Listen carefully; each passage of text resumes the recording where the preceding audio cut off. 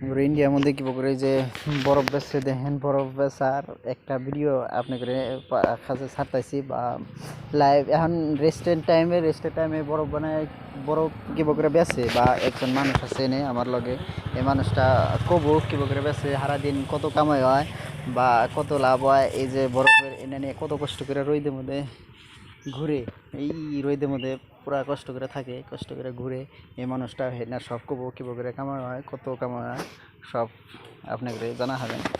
আর কীরকম কষ্টটা হয়, কষ্ট করে গরিব মানুষ কীরকম কষ্ট করে থাকে, এই ভিডিওটা কন্টিনিউ যাবেন দেখ। তো এই যে ভিডিও করতেছি আপনার মানে কত পিস নিয়ে মাল আপনি ওই যে ওখান থেকে 150 সারাদিন এইরকম কষ্ট করে যে রোদের মধ্যে ঘুরেন, তা কিরম কষ্ট তো প্রায় হয়।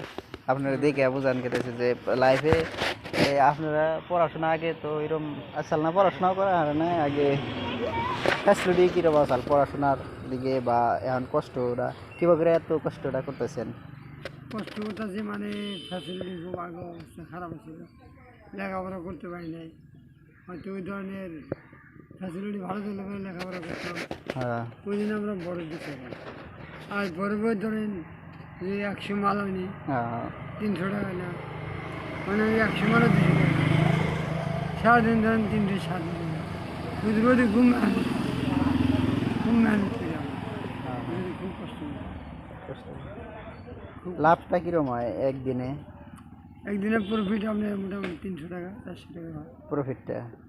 300 টাকা তো স্বাভাবিক, এখনকার হাজিরা আছে 800-900 হাজিরাই আছে, 300 টাকা স্বাভাবিক, ওটা হয়ে যাব। 300 টাকা একদিনে প্রফিট হয় আপনার। এই 40 কেজি একটা ট্যাঙ্কের ওজন, 40 কেজি 45 কেজি উঠছে, আমি শুনলাম 40 কেজি আছে একটা ট্যাঙ্কির ওজন। এই ট্যাঙ্কিটা যে নিয়ে ঘুরেন, বরফ নিয়ে ঘুরেন, এটাই কীরকম কষ্ট করে বা মাসে কত মানুষে বয়ে বয়ে থাইকা গেতাইছে যে বয়ে বয়ে থাইকা কীরকম কামাই করতেছে। আপনাকে কষ্ট আছে? আমাকেও বহুত এত কষ্ট হয়, ওই জন্য কষ্ট হলেও আমরা পেটে দুঃখে ধরেন মালুম করি না, বুঝছেন? কষ্ট হলেও আগে মালুম করি না, দিন মজুরি করে খাওয়া লাগে। লাইফটা ওই হ্যাপি থাকে নাকি? হ্যাঁ, সুখী থাকাই মেন কথা। যত ধনী গরিব থাকে সুখী মেন, হাসি খুশি থাকুন, খুশিতে থাকবো না, ওটাই মেন কথা। End of the blog. Thank you very much.